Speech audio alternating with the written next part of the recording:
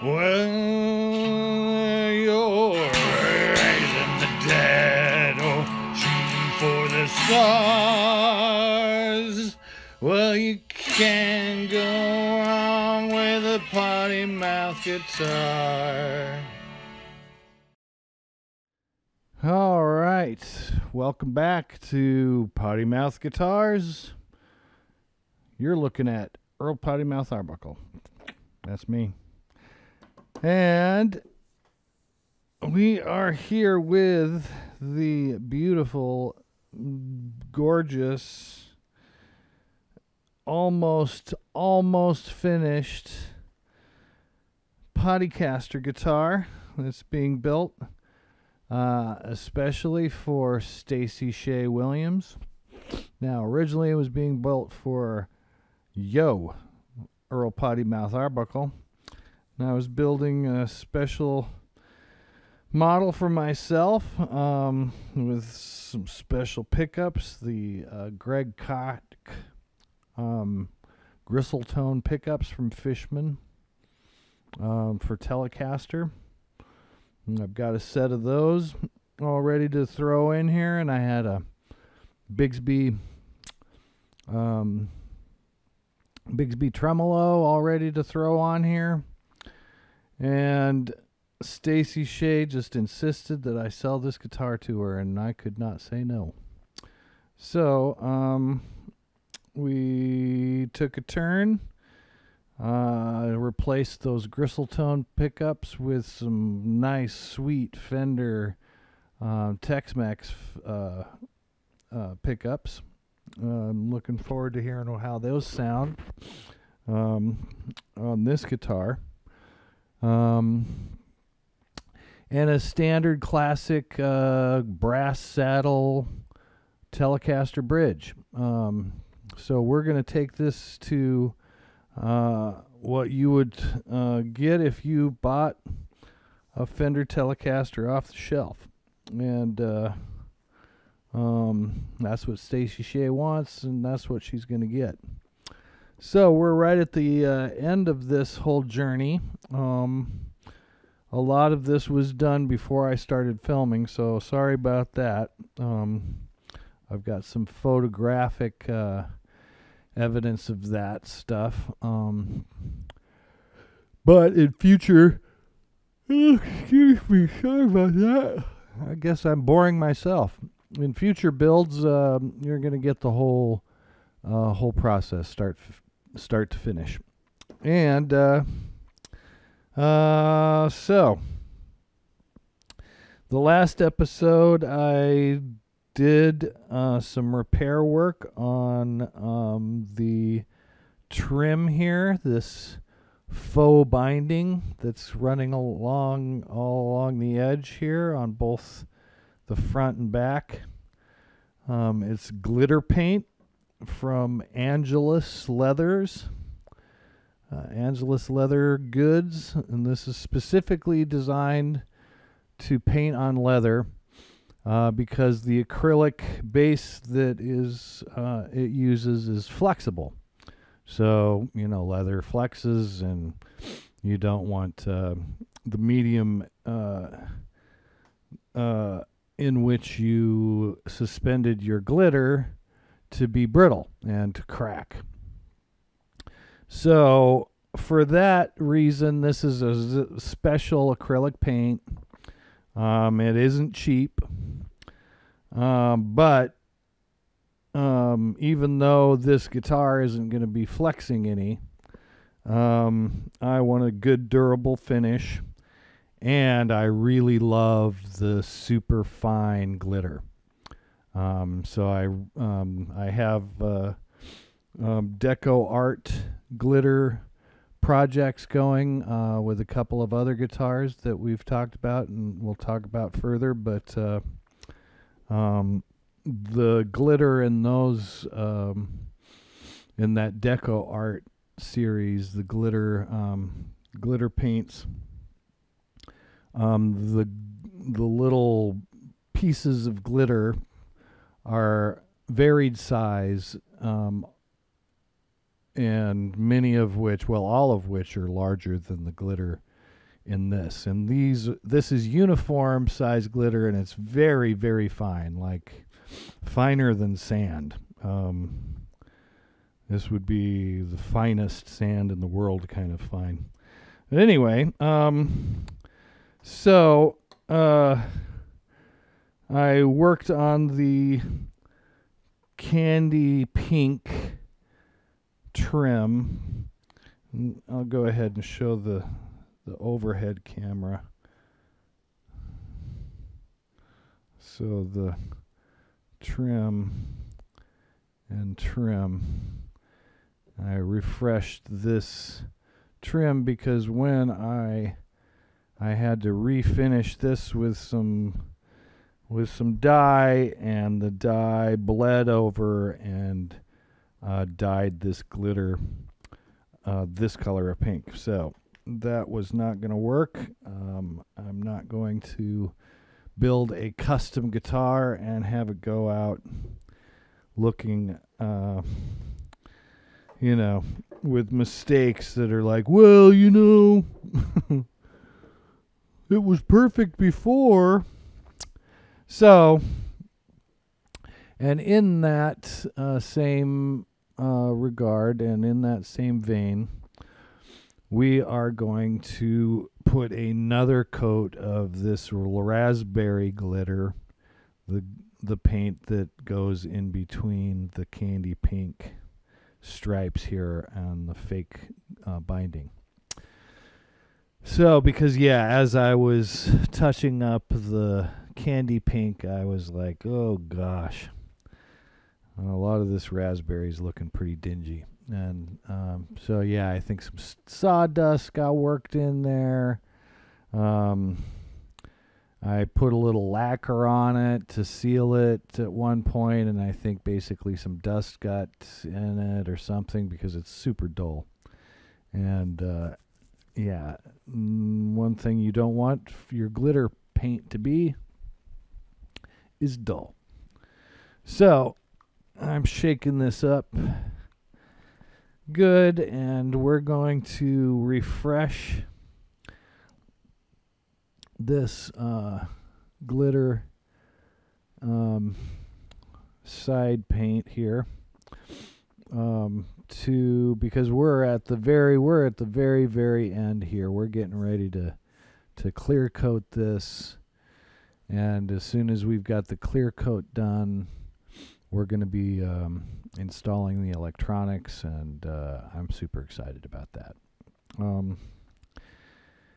To get this done and to have it go to its new home with Stacy Shea.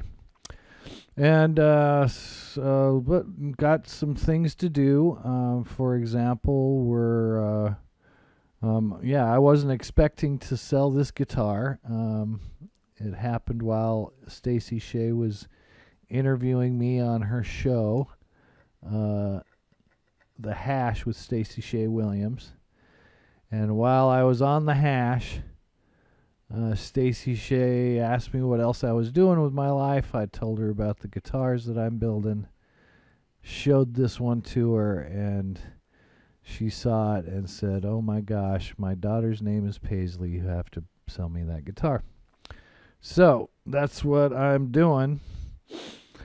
And I'm just going to have to build myself another Paisley Telecaster, because basically I love the Burton pink Paisley Telecaster that Fender gave James Burton while he was playing guitar for Elvis Presley in Las Vegas. So, as I was saying, this is Angelus Glitter Lights paint. Angelus does not pay me to talk about their paint. I just talk about paint that I think is good and effective. Not all paint is good for all projects. This paint doesn't work as well on the super gaudy stuff that I do, and I've got some very gaudy guitars. And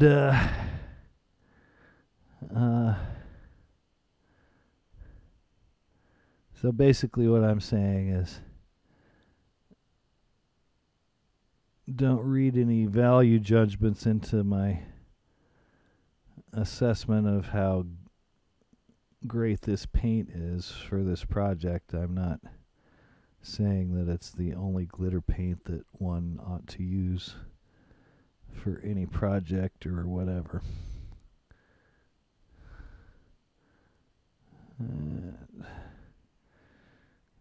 Got some hair.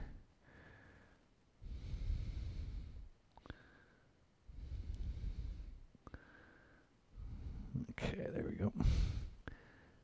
There's some hair or some fiber or something caught up in the acrylic mix.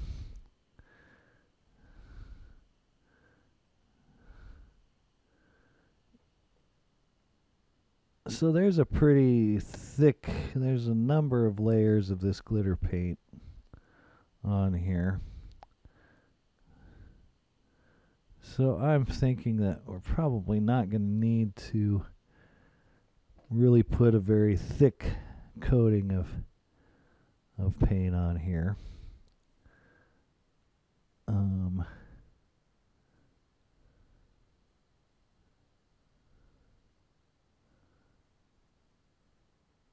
It's basically, I want to freshen it up. It's gone dull.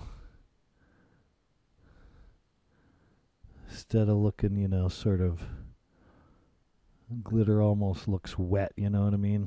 Like sparkly almost. The sparkliness of it almost makes it look like it's reflecting like it's water in water. But anyway, I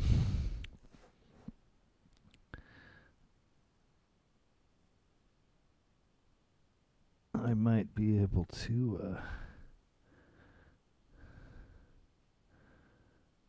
freshen up the look of this without having to put a super thick layer of this on there, which would be nice. You don't need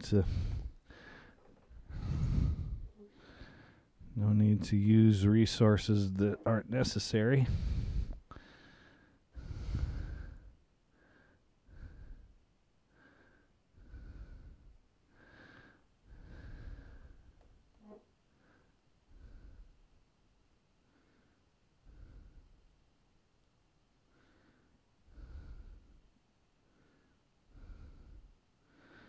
All right, yeah, this is going on pretty smooth.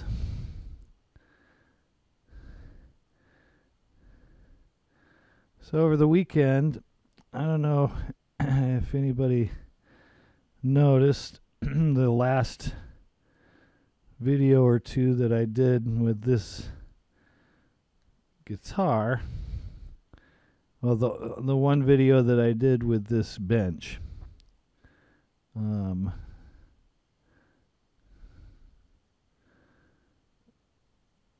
You may have noticed that I was kind of fighting with this platform right here.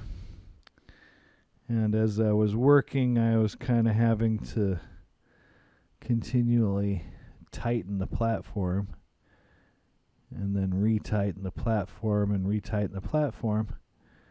And it was kind of a mystery what the heck was going on there. And it turned out that my little special MacGyver job that I did on this platform jig had gone sour. So you can see this fitting right here. I don't know if you can see in the camera or not. Well, you can't see in the upper camera. Yeah, you can't see in this one either. There's a pipe fitting, the kind of pipe fitting that you would use to mount a pipe on a wall. So if you were running a pipe perpendicularly, straight into a wall. You wanted to mount that pipe onto the wall. Here's a puck-shaped fixture, hole, and then a threaded hole in the middle to accommodate your pipe. So I've got 3/4 inch pipe, and I've got one of those that's holding this platform up.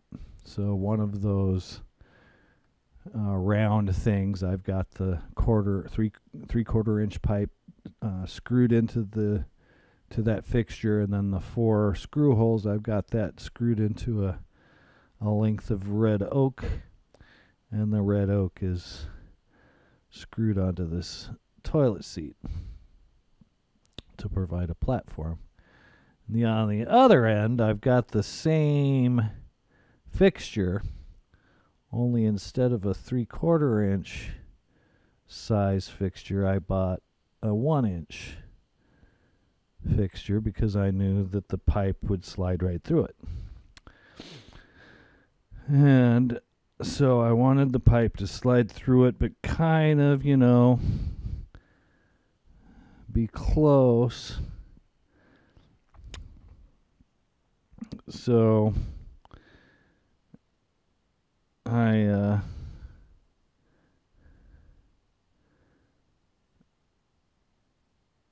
got the 1 inch size fixture jobby, and then epoxied it to the 3/4 inch pipe. So I fed the pipe through, made sure I fed enough of the pipe through that it would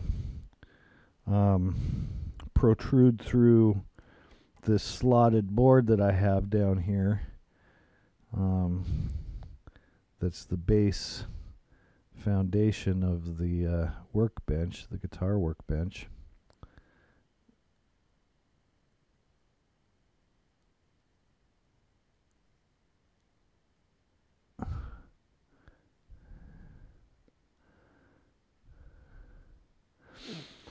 So it protrudes far enough through there that I can get another pipe fixture, which is basically a T shape, a T intersection. That's perfect shape to be something that is easy to hand tighten onto a pipe.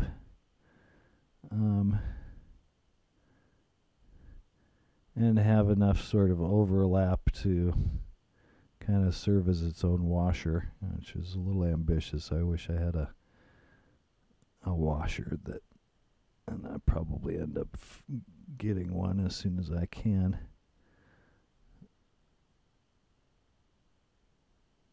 To add some more stability. But anyway, so I glue this fixture onto the 3/4 inch pipe at a point where it kind of serves as a stop, as a bolt stop. So I patted myself on the back for being ingenious about that, and started using the workbench,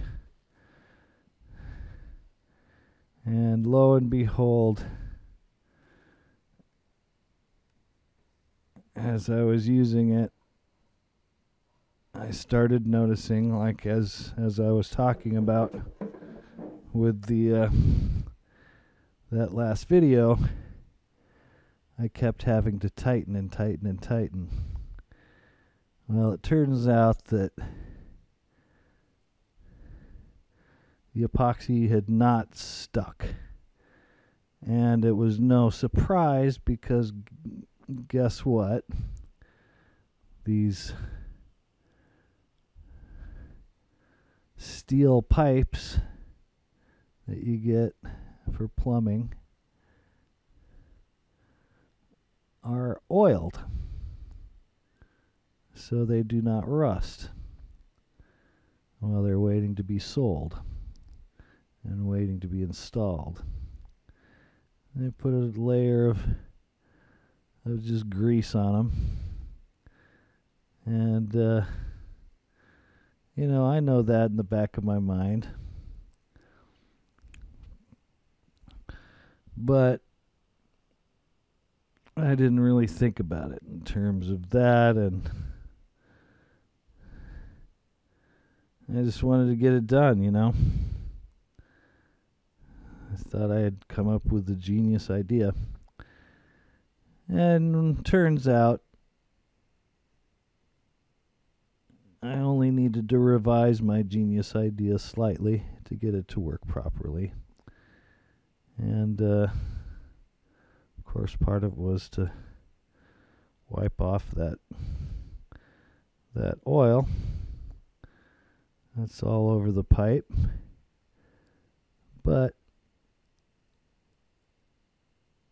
I also took a big old file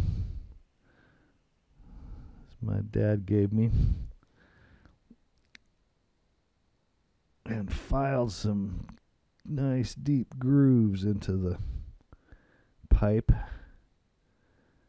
so that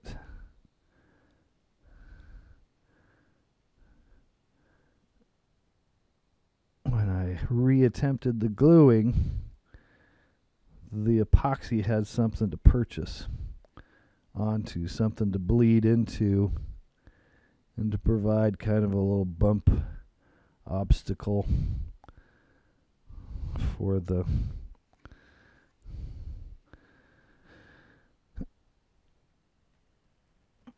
traveling of the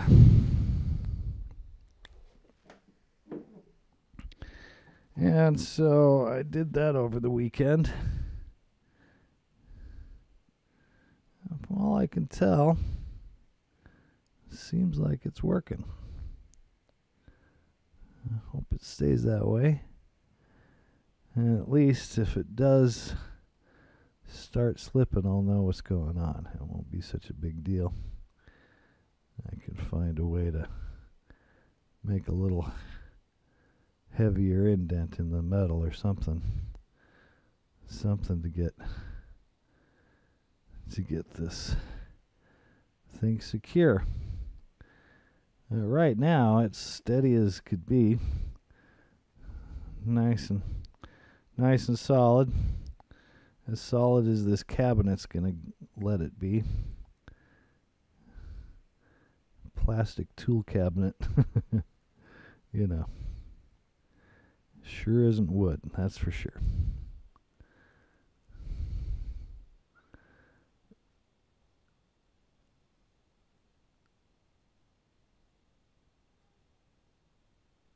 But I'm always glad when I solve a problem like that. When it started happening,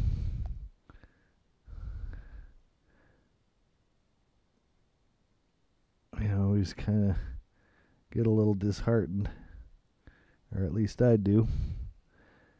And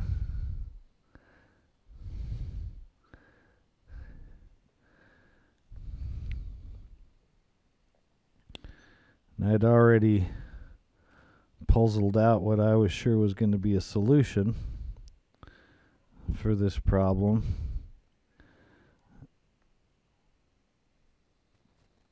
I was already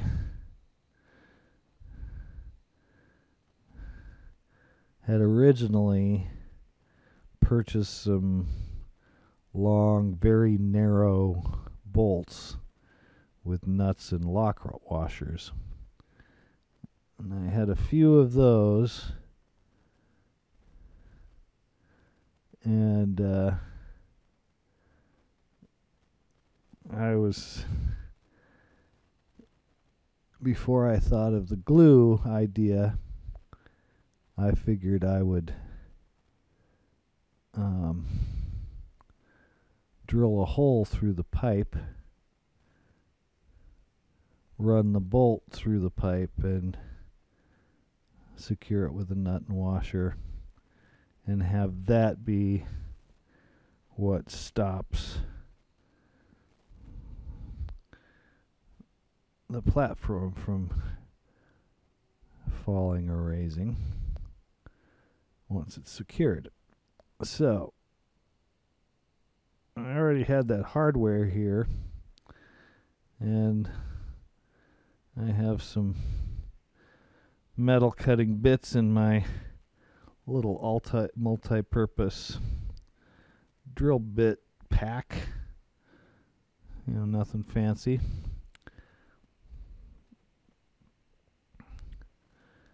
So I pulled out a metal cutting drill bit and set myself up on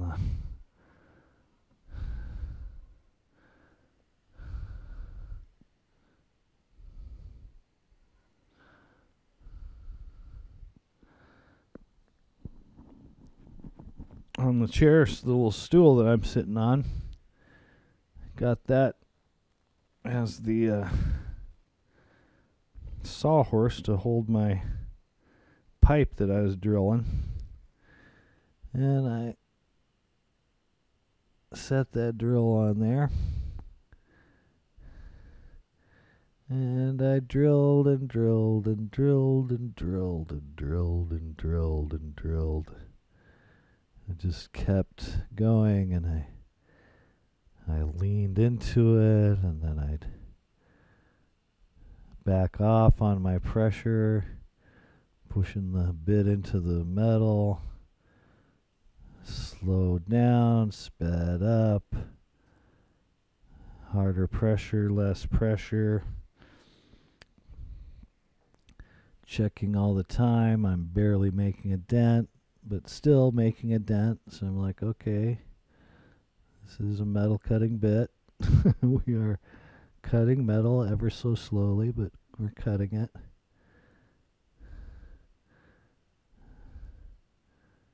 And as I was sitting there wondering to myself, oh my gosh, how long is it going to take to get through this stupid pipe? I don't know if it's ever going to happen.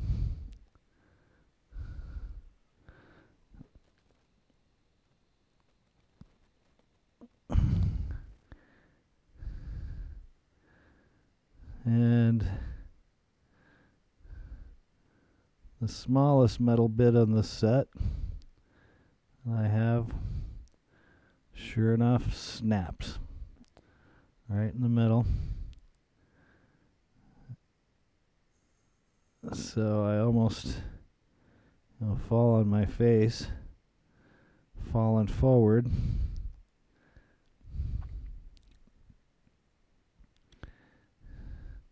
I recover myself, and I don't drill a hole in my leg with the broken bit. So I'm like, oh gosh, I guess maybe we'll try a bigger bit. Tried a bigger bit. That's not happening. That's when it dawned on me. It's like, hold on a minute. Why don't you try to start that with a file? I thought of starting the drill hole with a file so I could get good purchase. I thought maybe if I got a little deep enough that the sides of the drill bit might catch a little better, because of the rounded surface of the pipe was kind of holding the sharpest edges of the drill bit away from the surface of the metal, sloping away. So, and I'm waggling the drill back and forth and back and forth. And I think of the file, and that's when it dawns on me. It's like, oh, why don't you just use the dang file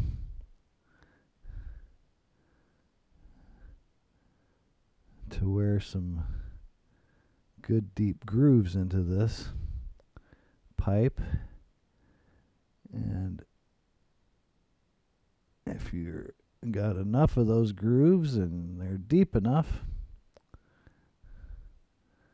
then the epoxy should bleed into those spaces and actually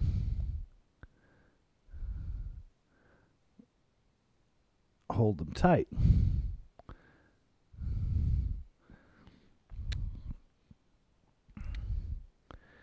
Not get the slippage that I was getting before.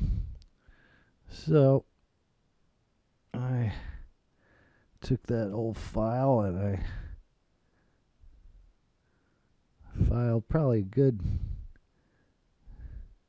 close to a dozen, if not maybe even more, thick old grooves in that the pipe right where this metal pipe fixture is sitting. Make sure that all those grooves would be in the area where it's going to be slathered with fresh epoxy. And let that fresh epoxy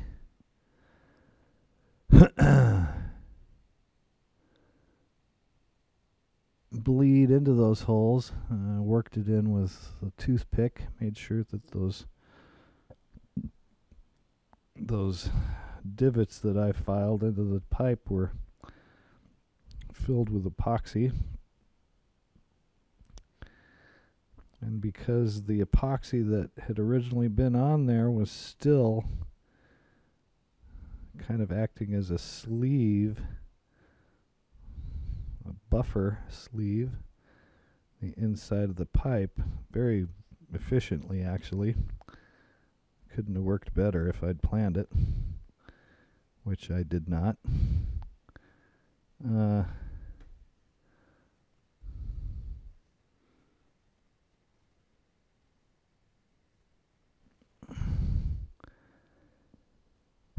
Because the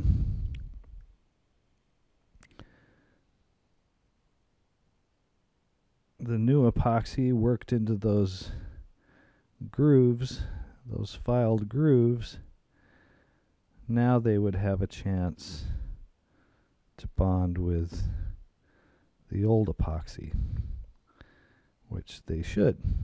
Epoxy definitely likes to stick to itself.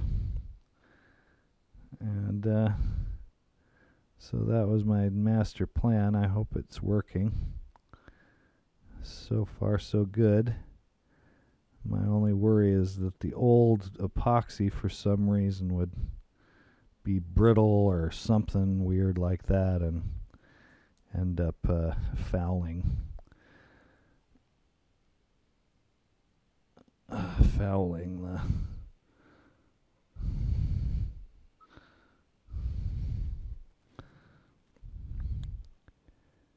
procedure, or whatever you want to call this.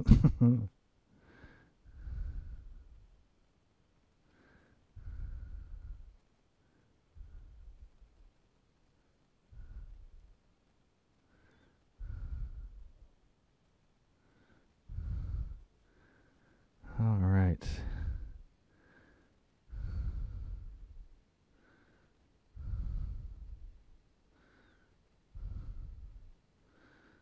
So yeah, we want to make these colors really pop for Stacy.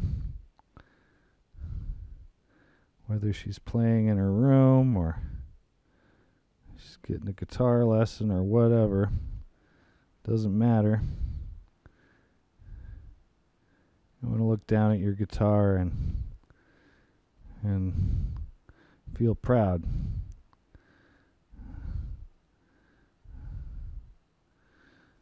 be happy with what you're working with. It's going to make it more likely that you're going to want to play. But more importantly than anything, you got to want to play that darn guitar just as much as you've wanted anything in your whole life. If you've got that desire, and you're going to let that desire drive you,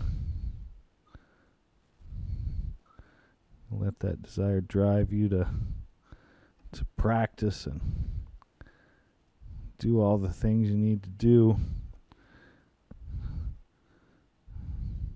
to perform the way you want to. Yeah, if all you want to do is play songs for your friends, yeah, no need to go to Berklee College of Music. But, you know,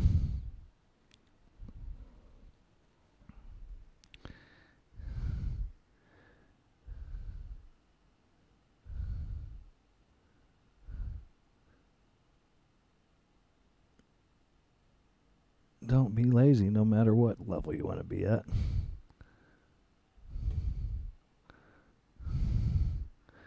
It looks like we're going to be doing a little polished job on the bottom trim there too, is what I'm thinking, which is fine with me.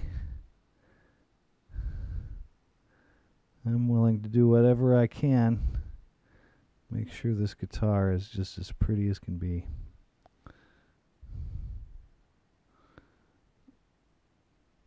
There's that Stacy Shea. She's as nice as can be.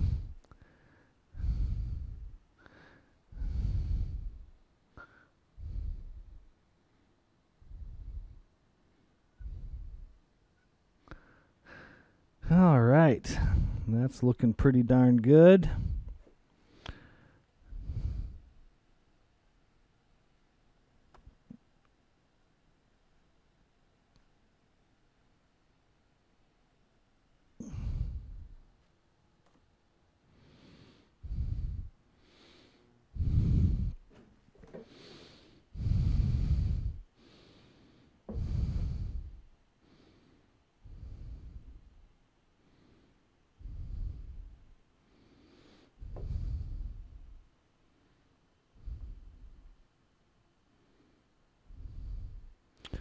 Man, oh man, this is a pretty guitar, if I don't say so myself.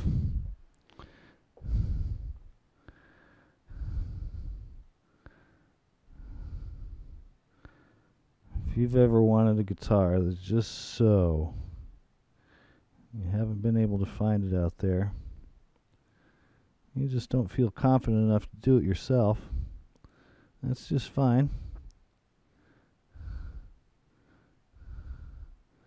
I was that way for a good long time, till I got to the point where I needed guitars, and I needed guitars to look crazy. And in order to get guitars to look like that, I was going to have to spend $1 bazillion or build them myself. So I chose the latter.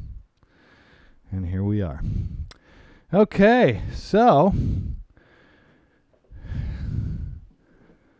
this has been a solid episode.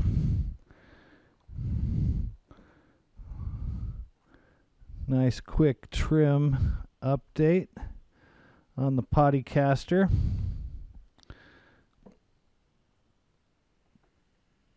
And yeah, we can definitely look forward to doing another faux binding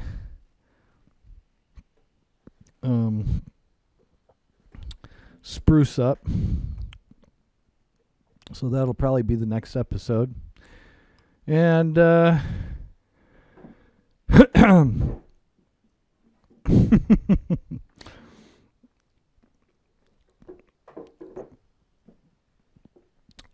so yeah, you've got this Angelus glitter lights, flexible glitter coat. It's got just a beautiful, super fine glitter grain that I like and enjoy, so I've been employing it for this guitar.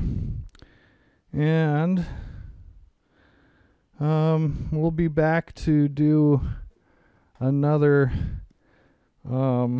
spruce up of the faux binding. So see you next time. This has been Earl Pottymouth Arbuckle, and this right here is Pottymouth Guitars.